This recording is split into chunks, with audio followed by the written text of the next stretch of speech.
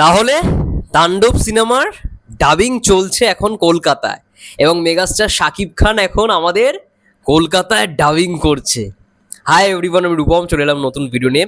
Already এই খবরটা জাহিদ ইসলাম ভাইয়া বলে দিয়েছে, এবং আমি দেখলাম সৃঞ্জয়দাও এটা নিয়ে মানে ভিডিও করেছে। যাই হোক, সকাল থেকে শুনতে পেয়েছিলাম এরকম খবর, কিন্তু কিছু কারণের জন্য আর কি সব খবর তো আর মানে চাইলেও আর বলা যায় না। যাই হোক, এখন যেহেতু অনেকেই জেনে গেছে এবং অনেকে ভিডিও তৈরি করে নিয়েছে, তো আমিও কোথাও গিয়ে মনে হলো না এটা নিয়ে কথা বলা যেতেই পারে। দেখো, এবার অনেকের মনের মধ্যে এই প্রশ্নটা থাকবে যে বাংলাদেশে তো এতদিন ডাবিং হচ্ছিল, তাহলে মেগাস্টার কেন কলকাতায় এলো, বা পুরো সিনেমাটাই তো বাংলাদেশে শুট হয়েছে, কলকাতায় কিন্তু শুট হওয়ার কথা ছিল, বাট ভিসার একটা মানে না পাওয়ার কারণে কলকাতায় শুট হয়নি। মানে সাকিব ভাইয়ের ভিসা ছিল, রায়ান রাফির ভিসা ছিল, বাট টেকনিশিয়ানের হয়তো সেরকম মানে ভিসার হয়নি ইন্ডিয়াতে। কিন্তু সাকিব ভাইয়ের যেহেতু ভিসা ছিল, আজকে আমরা জানি যে রায়ান রাফি এবং সাকিব ভাইয়া কলকাতায় এসছে এবং কলকাতায় ডাবিং হচ্ছে। বাট আমরা জানি যে লাস্ট পোর্শন মানে তাণ্ডবের একেবারে শেষ পোর্শনটা শ্যুট হয়েছে শ্রীলঙ্কায়, এবং সেখানে বাংলাদেশ থেকে ডিওপি যে আর কি ছিল তাসিন রহমান সে গেছে, কস্টিউম ডিজাইনার ফারজানা সান ম্যাম সে গেছে, বেশ কয়েকজন মিলে মানে বাংলাদেশ থেকে ক্রিউ মেম্বারদের মধ্যে হাতে গোনা কয়েকজন, এবং মেগাস্টার শাকিব খান, রায়ান রাফি, সাবিলা নুরও হয়তো শ্রীলঙ্কা পোর্শনে শ্যুট করেছে, যেহেতু শ্রীলঙ্কা একটা গানের পোর্শন ছিল, সেই দৃশ্যগুলো শ্যুট করেছে।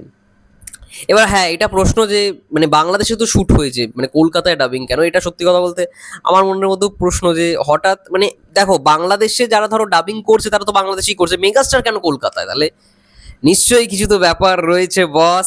ইভেন বরবাদের সময় যদি ভালো করে লক্ষ্য করে দেখো, বরবাদের কিন্তু যদিও বা পোস্ট প্রোডাকশন পুরোটাই কলকাতায় হয়েছিল, বরবাদের তো পুরোপুরি ইন্ডিয়াতে শ্যুট হয়েছিল, এটার কারণে পোস্ট প্রোডাকশন মানে কলকাতা এবং মুম্বাই দুটো জায়গা মিলিয়ে হয়েছিল। কালার গ্রেডিং মুম্বাই থেকে হয়েছিল, তারপর এডিটিং পুরোটা মানে ইয়ে থেকে হয়েছিল, কলকাতা থেকেই হয়েছিল, এসকে থেকে হয়েছিল। তো সেখানে মেগাস্টার কলকাতা থেকে ডাবিং করেছে, কলকাতা যারা আর্টি ছিল কলকাতা থেকে ডাবিং করেছে, সেটা ঠিক আছে। বাট তাণ্ডবে হঠাৎ মানে মেগাস্টার কলকাতায় আসছে, মানে কলকাতায় এলো ডাবিং করতে। আমার না এটা কোথাও একটা কিছু মানে কিছু তো একটা ব্যাপার রয়েছে বস। তার মানে কলকাতায় কি তাণ্ডবের শ্যুট হচ্ছে? একদমই না, কলকাতায় কোনো তাণ্ডবের শ্যুট হবে না। যা শ্যুট হওয়ার হয়ে গেছে, তাণ্ডবের যা সিনেম্যাটিক যা সমস্ত মানে টকি পার্ট বলি বা যে কোনো সিনেমার whole portion shoot without item dance number, শুধুমাত্র আইটেম ডান্স নাম্বারই বাকি রয়েছে, এবং সেটা নেক্সট উইকেই সম্ভাবনা রয়েছে। আজকে নাকি অনেকে বলছিল হবে হবে, বাট আজকে হয়নি। মেগাস্টার শাকিব খান তো আমাদের কলকাতাতেই রয়েছে, তো আজকে কোনো আইটেম ডান্স নাম্বার ইয়ে হয়নি, এবং কলকাতায় যে কোনো শ্যুট হবে এমনটাও নয়। নিশ্চয়ই কোনো ব্যাপার তো রয়েছে বস, নাহলে আই থিঙ্ক এতদিন মনে হয় না সাকিব ভাইয়ের ডাবিং যদিও বা বাংলাদেশে হয়নি, এর আগে কিন্তু সাকিব ভাইয়ের ডাবিং হয়নি, কলকাতাতেই আই থিঙ্ক সাকিব ভাইয়ের জন্য ডাবিংটা হচ্ছে, এবং আই থিঙ্ক কোনো রকম প্ল্যান তারা করছে, মানে এসবিএফ যেহেতু রয়েছে, কোনো রকম প্ল্যানের জন্যই আর কি রায়ান রফি স্যার এবং সাকিব ভাইয়া কলকাতায় এসছে, এবং সেই মারফতেই সাকিব ভাইয়ের ডাবিংটা হয়ে যাচ্ছে। আমার মন বলছে এটাই হবে, এবং সাকিব ভাইয়ের ডাবিং হয়তো 2 থেকে 3 দিন লাগবে খুব বেশি হলে। আজকে থেকে শুরু হয়েছে, 2 থেকে 3 দিন লাগবে, ডাবিং কমপ্লিট হয়ে যাবে, এবং ডাবিং কমপ্লিট হওয়ার পর আইটেম ডান্স নাম্বার শ্যুট হবে বাংলাদেশে, এবং আইটেম ডান্স নাম্বার শ্যুট হওয়ার পরেই ছবিটা সেন্সারের জন্য চলে যাবে সেন্সার বোর্ডে।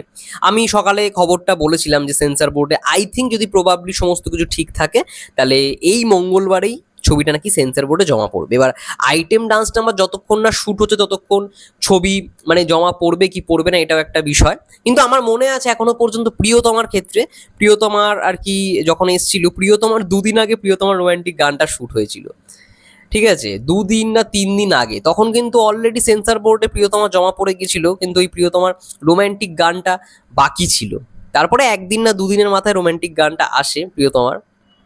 তো গান ছাড়া তো আই থিঙ্ক সিনেমা জমা পড়েছিল প্রিয়তমার ক্ষেত্রে, বাট এইটার ক্ষেত্রে আমি জানি না, যেহেতু এখানে মানে এসবিএফ যুক্ত রয়েছে, আই থিঙ্ক সমস্ত কিছু তারা কমপ্লিট করেই আর কি সেন্সার বোর্ডে জমা দিতে হয়তো চায়, এবং পরের উইকে নেক্সট উইকেই হয়তো আমরা গান পেতে চলেছি, এবং সেন্সার বোর্ডে তাণ্ডব সিনেমাটা জমা পড়বে। এবং হ্যাঁ, 28শে মে একটা কিছু ধামাকা আসবেই বস, কারণ 27শে মে হচ্ছে সাবিলা নূরের জন্মদিন। হয়তো সেদিন একটা গানের প্রোমো দেওয়া হলো, রোম্যান্টিক যে গানটা, এবং 28 তারিখে আমরা সেই গানটা পাবো। মেগাস্টারের 26 বছর পূরণ হচ্ছে আমাদের ইন্ডাস্ট্রিতে, ঢালিউড ইন্ডাস্ট্রিতে, এবং সেটার জন্য একটা কন্টেন্ট তো পাবোই। আগের বছর রজত জয়ন্তীতে আমরা জানি যে লাগে উড়াধুরা এসেছিল, কাঁপিয়ে দিয়েছিল বস, এবং এখনও চরকির মধ্যে সেকেন্ড টপে রয়েছে, ফার্স্ট টপে হচ্ছে দুষ্টু কোকিল। ইভেন এসবিএফ এর চ্যানেলেও রয়েছে এসবি চ্যানেলে সব থেকে বেশি ভিউজ পাওয়া গান হচ্ছে দেবদার ছবির গান, পরাণ যায় জুলিয়ারি সিনেমার গান। আমার প্রথম সিনেমা হলে গিয়ে দেখা সিনেমা, চোখের জলে ভাসিয়ে দিলাম গানটা এসবি এর 1 নম্বরে রয়েছে। তারপরেই রয়েছে দুষ্টু গোল, তারপরেই লাগে উড়াদুরা, এরকম সব সাজানো রয়েছে। মেগাস্টার শাকিব খান এসবিএফেও রাজ করছে। যাই হোক, তো ডাবিং চলছে কলকাতায়। আই থিঙ্ক কাল পরশুর মধ্যেই শেষ হয়ে যাবে ডাবিং, মেগাস্টারের বেশি দিন সময় লাগবে না। এবং তারপরে আইটেম ডান্স নাম্বার শ্যুট হবে এবং তারপরে এই ছবিটা চলে যাবে সেন্সর বোর্ডের উদ্দেশ্যে। যাই হোক, খুব ভালো রকমভাবে এগোচ্ছে পোস্ট প্রোডাকশন। সিনেমার শুধুমাত্র ওই আইটেম ডান্স নাম্বারটাই বাকি রয়েছে, বাকি সমস্ত কিছু শেষ। এবং আইটেম ডান্স নাম্বার শ্যুট হলেই পুরোপুরি র্যাপ আপ, ব্যাস। ততক্ষণের জন্য যাই হোক, এটাই বলবো যে খুব শীঘ্রই কন্টেন্ট আবারও আসতে চলেছে, মানে গান আসবে সম্ভবত 28 তারিখেই তারা গানটা হয়তো দেবে, যেহেতু 26 বছর পূরণ হচ্ছে মেগাস্টারের। সেদিন তো কিছু একটা আসবে। তোমাদের কি মন্তব্য অবশ্যই কমেন্ট করে জানাও। ততক্ষণের জন্য সেই ভালো থেকো, সুস্থ থেকো, টেক কেয়ার।